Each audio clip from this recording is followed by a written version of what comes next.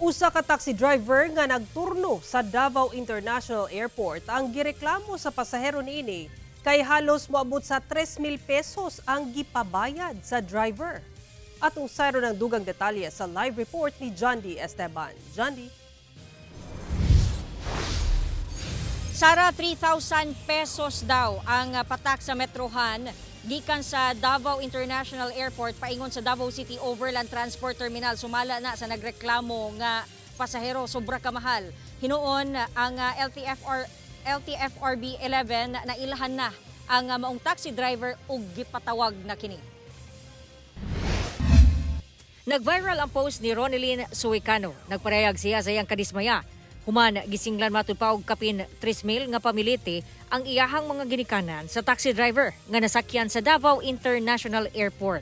Sulti sa anak sa GMA Regional TV1 Mindanao, unang higayon sa iyahang mga ginikanan nga makabiyahe sa Manila aron mutambong sa iyahang college graduation. Alas 9 sa gabi ni atong Sabado, nakasakay sa mong taxi ang iyang mga ginikanan. Ang iyang inahan, person with disability, maong wala na sila gipalinya sa security guard sa turnuhan. Apan pag-abot sa Davao City Overland Transport Terminal sa Ecolan, diin sila musakay og bus pauli sa Digo City sa Davao del Sur. 2,970 pesos daw ang patak sa Metrohan. Sakit jud kayo imong gibuhat, sir, sa akong mga ginikanan.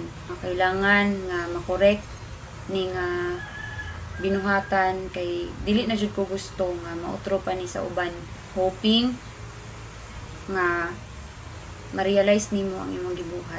Sumala sa iyang amahan, samtang gabiyahe pa ingon terminal, nagreklamo na siya kay niabot na og libo ang metro.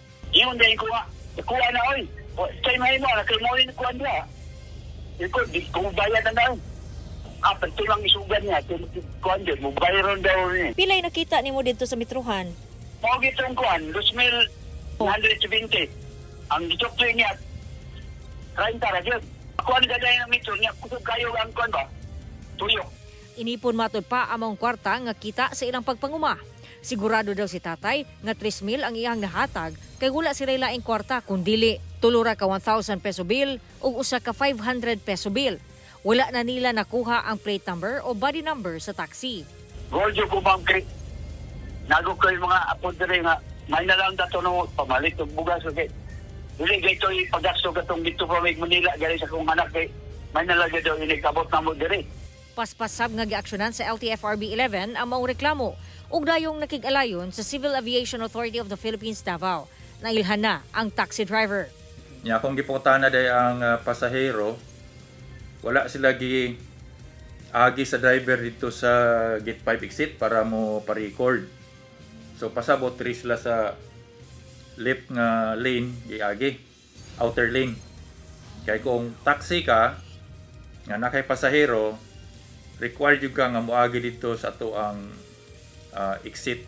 Sa mensahe ni LTFRB 11 Regional Director Nonito Llanos, ilahan ang gipatawag ang driver pinaagi sa usa ka show cause order.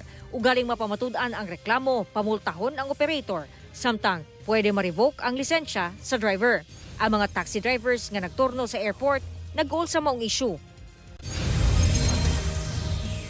Sara, sa karon no, mag-hearing pa man og ayha maka-desisyon ang LTFRB. Ato ang ginapaningkamutan nga makuhaan ang bahin sa taxi driver. Pero hinuon sumala sa ana katong uploader nga nakigistorya na kaniya ang taxi driver og nihangyo nga dili na lang unta daw ipaabot sa LTFRB kay nalipat ra daw siya kay iyahang pagtuo 300 pesos ang iyahang nadawat o gikambyuan niya o 30 ang pasahero pero gibarugan sa iyang mga ginikanan nga nasayod ang driver nga 3,000 ang iyahang nadawat.